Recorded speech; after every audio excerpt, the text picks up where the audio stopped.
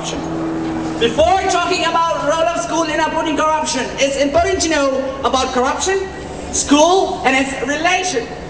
Corruption means the abuse of power for self-benefit only, while schools are the institution where plain education is given to the next generation to bring desirable changes in their behaviors and make them useful people for the country and society.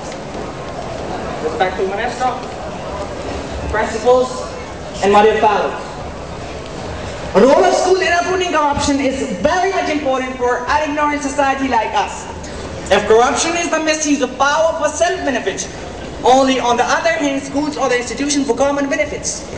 If corruption shows the faults in the character of a person or society, on the other hand, schools are the places where the lesson of self-assertion is given to the students, where the behaviors are covered. So we can say the school and education are the two opposite sides of a coin, and they always work against each other. Respectful teachers, for the stability and development of democracy, schools are the central figures, and we cannot establish a democratic society without school and education. Respectful AGO, respectful Minister, respectful principals, respectful teachers, and my dear fellows, corruption pollutes the society and people, while schools prepare character-wise sound people to purify the society.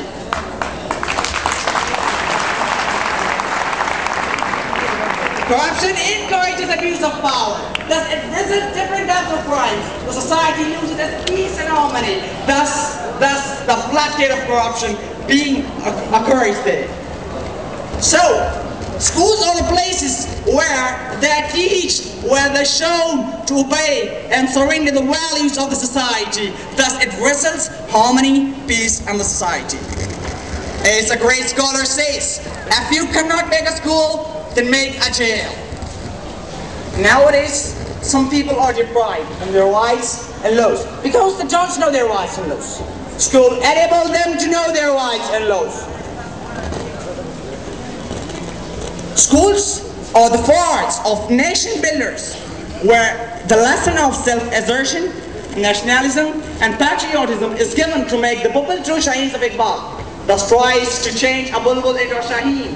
As Iqbal states, शाही की अदा होती है बुलबुल में नमूदार, शाही की अदा होती है बुलबुल में नमूदार, किस दर्ज बदल जाते हैं मुर्गान Sarkhej. To Iqbal, school teacher plays a vital role in the personal development of the students. To him, school teacher is like a builder or constructor whose production is the human soul. As Iqbal says, Sheikh मकतब है एक इमारत घर, शेख मकतब है एक इमारत घर, जिसकी सनत है रूह इंसानी. Respectful Minister, respectful AGO, respectful judges, respectful principals, respectful teachers, and all students, every nation of the world has some future planning for their next generation, for the stability of their customs, religious and social thinking toward the new next generation. All these holy jobs take place in the school.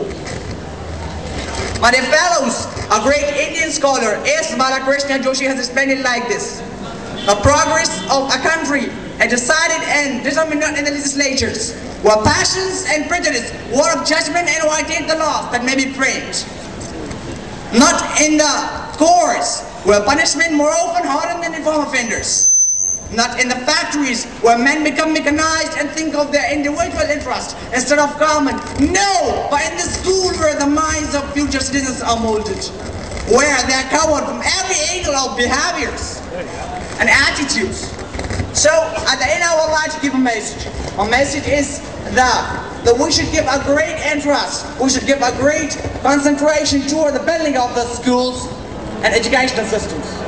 It's my request to the government that build as many schools as we can, along with the honorable teachers, that we develop such a great Shaheens of Iqbal, that we make the founders, the great people of the country, to show the Europeans, the non-Muslims, the power of Muslims. So thanks for your attention so much.